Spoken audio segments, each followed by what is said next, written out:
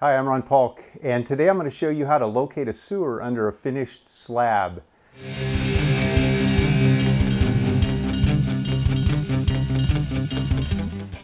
We're going to be installing a kitchen in this house along this back wall, and there's a bathroom behind it. We have a toilet over in that corner, and then right about here we have a bank of cabinets with a couple of sinks. We're going to be pulling the water line and then bringing power in through, and all coming from this wall. But right about here, we're going to put a freestanding island, and in the island is going to be the dishwasher, the sink, and the wet areas. And so we'll need to bring water under the slab to here, as well as power.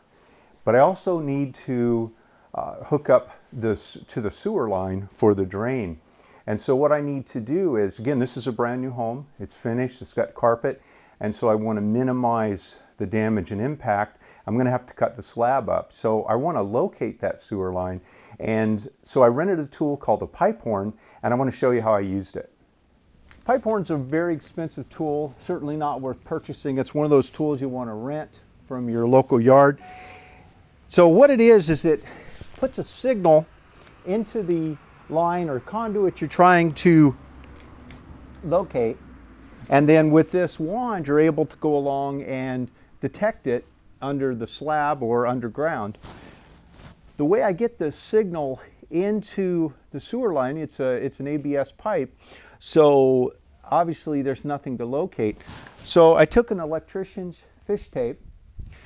There's a sewer clean out just outside of the daylight basement that I'm going to be working in. And so I knew that that would be where I would be able to send the fish tape back into the building under the slab to locate it. Now, if the sewer clean out were not convenient, I could have gone to the hassle of removing the toilet and running it down through there. I also could have gone under the bathroom sink where there's usually a small clean out and fished it down through there. But obviously those would take more work. Going under the sink would be a little harder to get the fish tape down, and pulling the toilet would be the hassle of doing that and reseating it. So luckily I was able to fish back up, run the fish tape up. So I have a metal line running through there, ran it about 25 feet up. And so the next thing is to take the sender that will put out the signal that the sensor will locate. Now this can work without any wires. It's battery powered, and you can put it, there's arrows on it going both ways, and you can put it right over your conductor. In this case, I could sit it right over on the fish tape in the direction that it's going. That's apparently critical, is to put it in that direction. But what I did was do the second method, and I think maybe a little more solid, and that is to ground using the included wire, and this is optional but it comes with it, to take the black wire, connect it to a ground.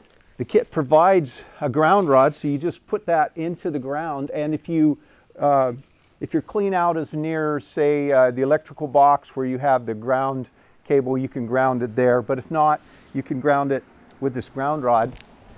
And then the red line is connected to the fish tape. And then all I have to do with this unit is turn it on. There are no adjustments to it, just turn it on. And now I just need to go inside, make some adjustments on this, and start locating the fish tape that's running through the sewer line. Okay, now that I have the transducer sending the signal down the line, I want to come in and locate it with the sensor. Now there's a cheat sheet that came with this particular one.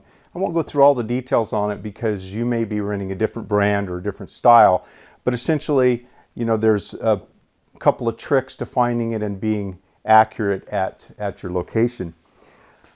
Now, because I brought it through a clean out, which is right outside the window, it was very easy for me to visually look and see where the line entered. And so I found that location and kind of dialed in everything, and then I worked my way, you know, through following the signal.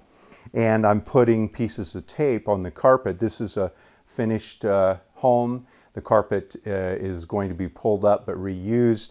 So there's no way for me to make marks on the slab at this time.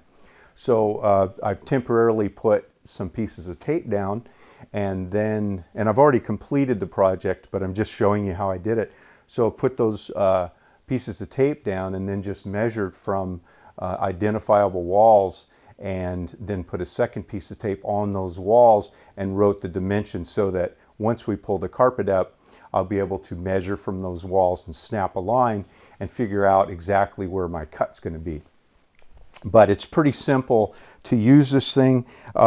It's essentially got a sensitivity dial on the side, and so I turn it so it's very sensitive, and when it beeps I turn it back until it's just a low tone, and as I get closer it beeps more. I turn it down more till I have a tone, and you want to get it until it's not beeping and it's just a low tone, because it'll be more of a pinpoint rather than finding something a long way away. And so you can see by turning it way down, I'm able to pinpoint.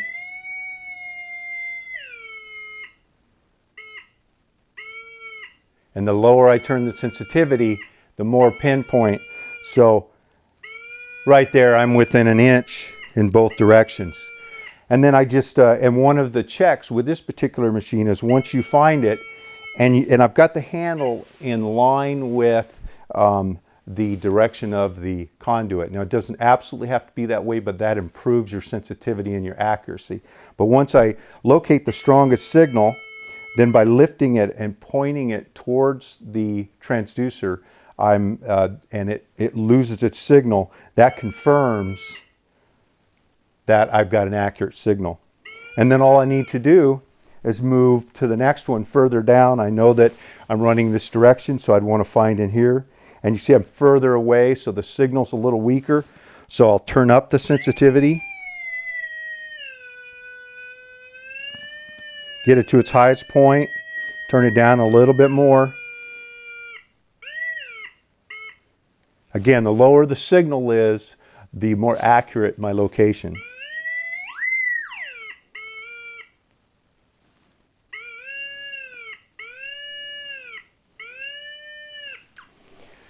And that's it. So at each point I located it, I just put a piece of tape down. If I were working on a slab that didn't have anything on it, I'd just be putting marks and then snap a line. So if you need to find or locate a sewer under a finished slab, that's an easy way to do it without doing any damage. Thanks for taking the time to watch. Have a great day.